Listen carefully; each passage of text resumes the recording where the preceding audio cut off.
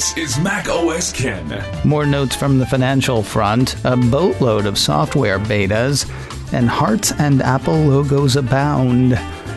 It's Friday, the 22nd of January, 2021. I'm Ken Ray, and this is news from macOS Ken, brought to you by yours truly and sponsored by Mint Mobile.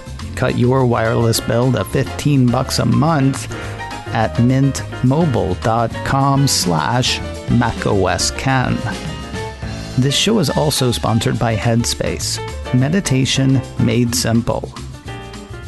Christmas feels like 100 years ago, yet it's still the new year. If being less stressed is one of your resolutions for 2021, Headspace can help.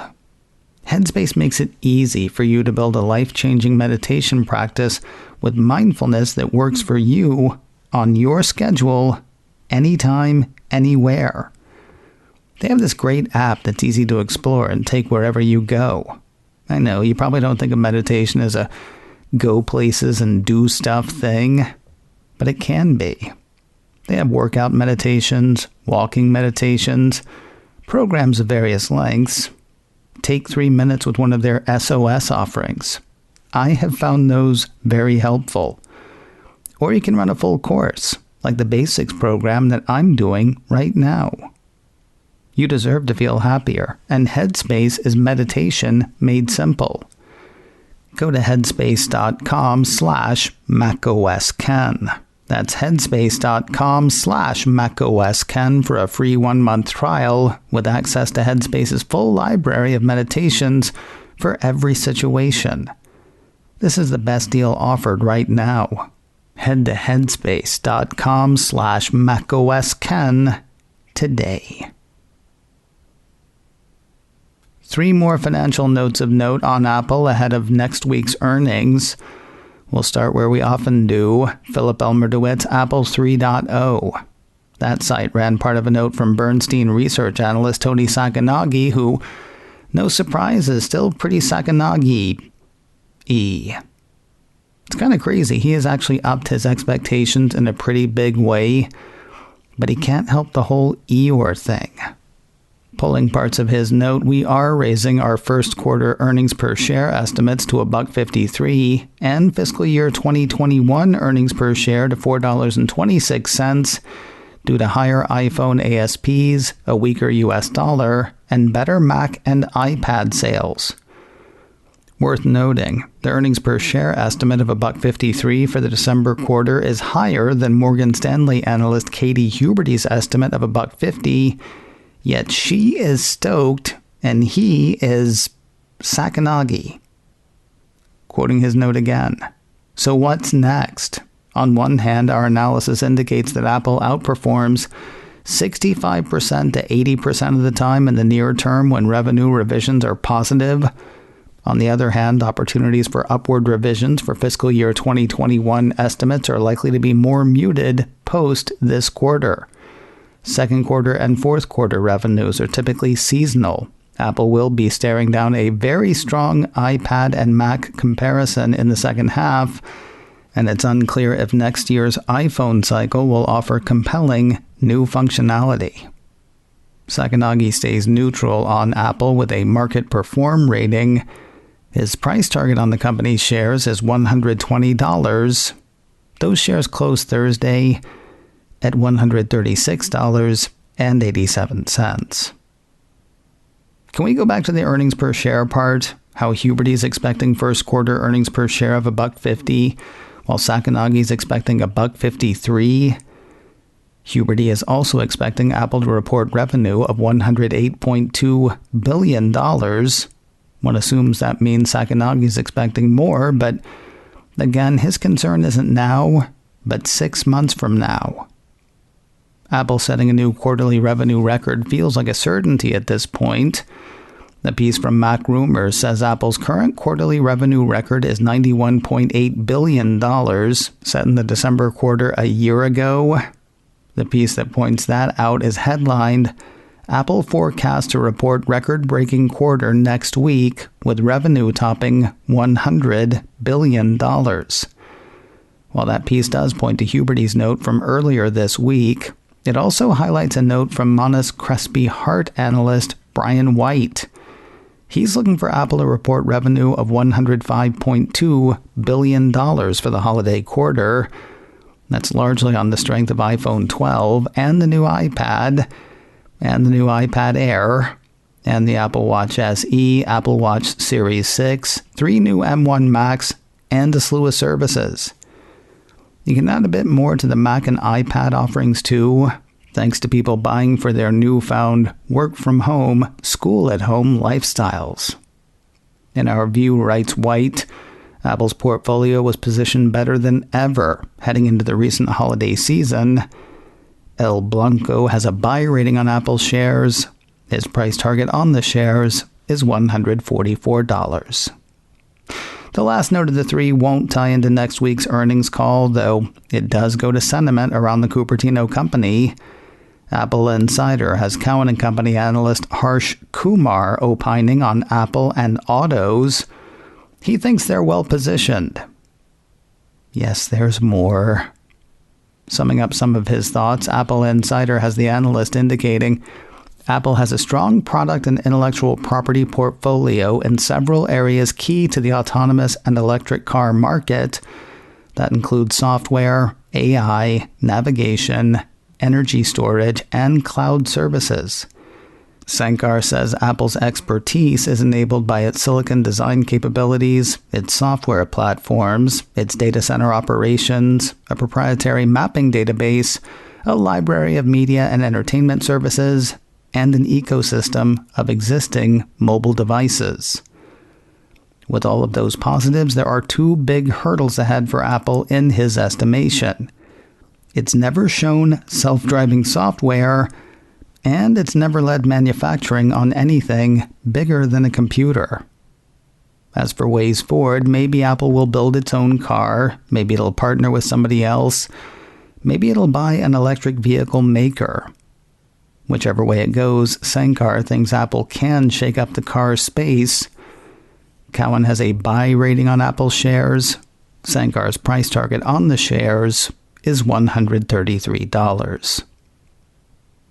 From the Wall Street Types to an industry watcher, Consumer Intelligence Research Partners, or CIRP, put out research Thursday on iPhone sales and services. Not surprisingly, things went well for the Jesus phone last quarter in the firm's estimation.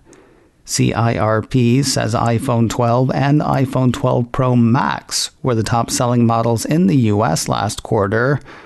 Each accounted for 17% of iPhones sold. That mix of models led to a U.S. weighted average retail price of $873 last quarter, up from the $809 average price for the same quarter a year earlier.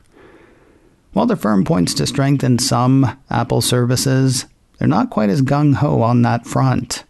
CIRP says over a third of iPhone customers are subscribed to Apple Music, while over a quarter are subscribed to Apple TV+. That marks growth for both, though there are a couple of caveats there. First, these are U.S. estimations only, not worldwide numbers. Additionally, they're based on a survey of 500 U.S. Apple customers that bought an iPhone, iPad, Mac, or Apple Watch in the October to December 2020 period. Still, it's not bad, though there's weakness among the responses.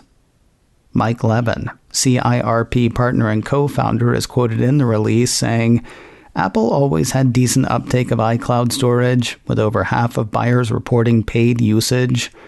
Other services, like podcasts and paid news, are relatively steady at earlier levels, while Apple still struggles to sell AppleCare warranties.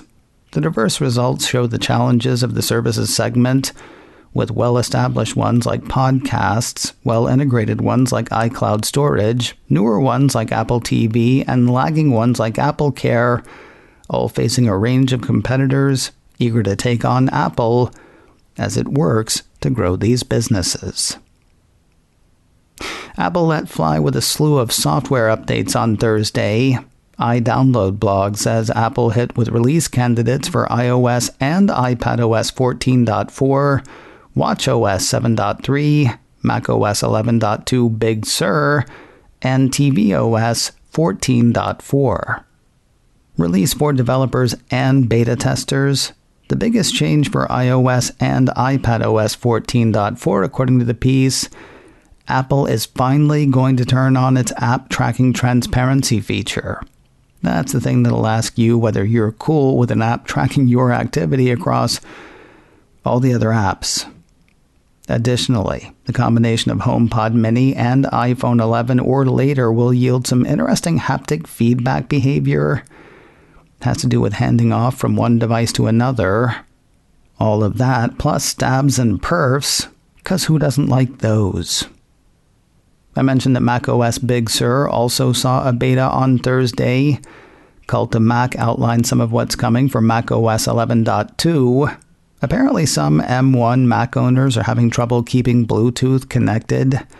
The Big Sur update should take care of that. Stabs and perfs for this one as well. The kids come a-running. They'll have to hold off, though, while this beta is a release candidate. It's currently only out to developers. The update with the most obvious change is probably watchOS 7.3.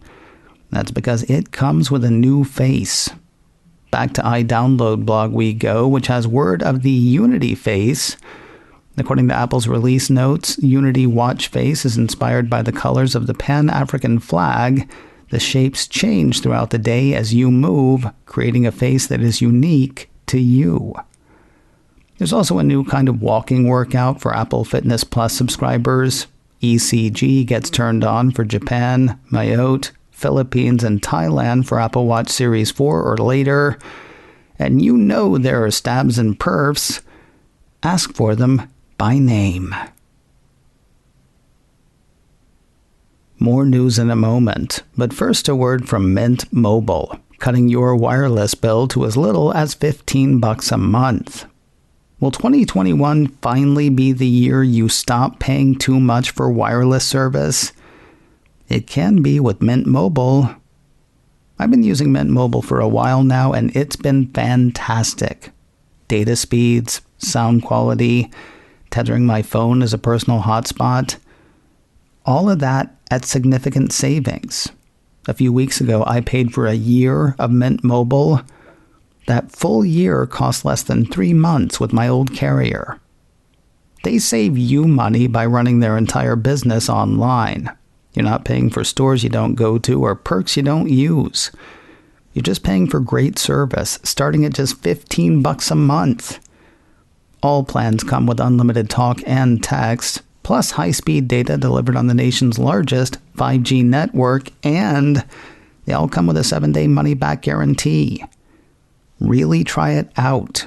If you're not completely satisfied, return it within 7 days for a full refund. Otherwise, keep your phone, keep your number, and keep more of your money. To get your new wireless plan for just $15 a month and get the plan shipped to your door for free, go to mintmobile.com/macOSken. That's MINT, mintmobile.com/macOSken. Cut your wireless bill to $15 a month at mintmobile.com/macOSken. Something new this week on Apple TV Plus. Well, new to Apple TV Plus anyway. iMore says the psychological thriller series Losing Alice has landed in the Cupertino stream. In case you've forgotten, Apple says the series follows Alice, a 48-year-old female film director who feels irrelevant since raising her family. After a brief encounter on the train, she becomes obsessed with a 24-year-old screenwriter femme fatale, Sophie, and eventually surrenders her moral integrity in order to achieve power, relevance, and success. I said this is new to Apple's offerings. iMore says the series premiered last year at We Are One, a global film festival, and has previously aired in Israel. The series runs 8 episodes. The first 3 are streaming now on Apple TV+.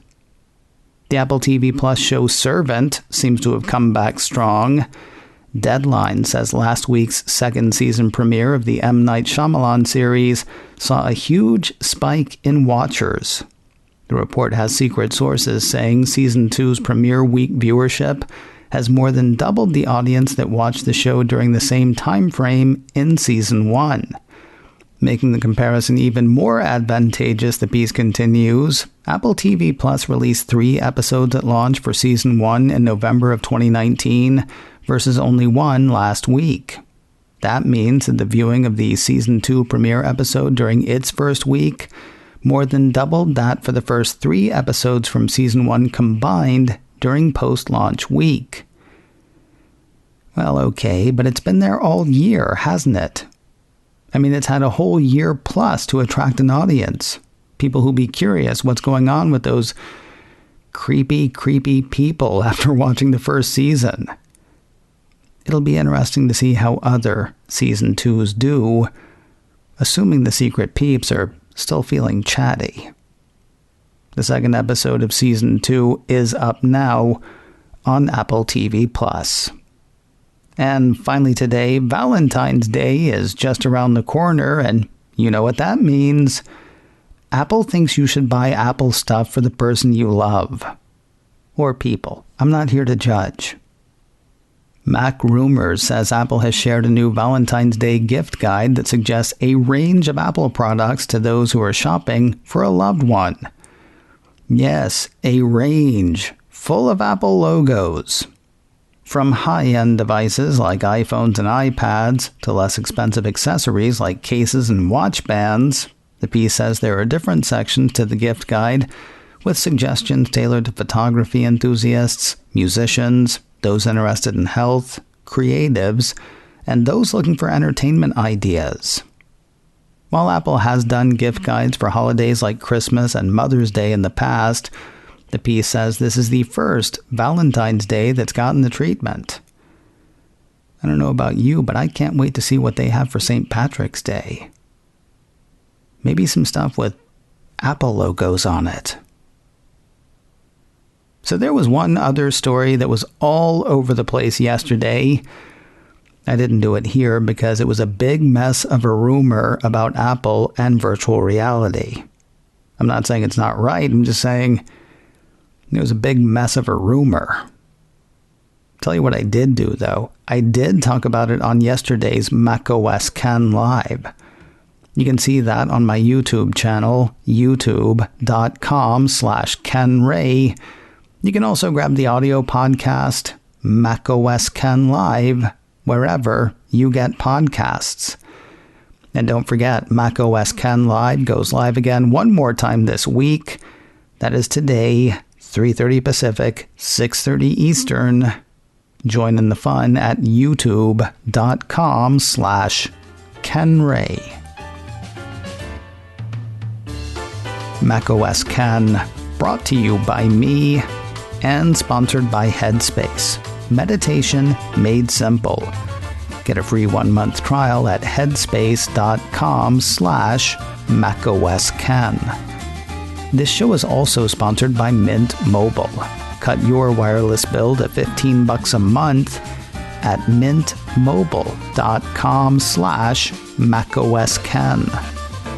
Advertising handled by Backbeat Media, online at backbeatmedia.com. You can reach me a couple of ways. Info at macosken.com or call 716-780-4080. Until next time, that is news from macOS Ken. I'm Ken Ray.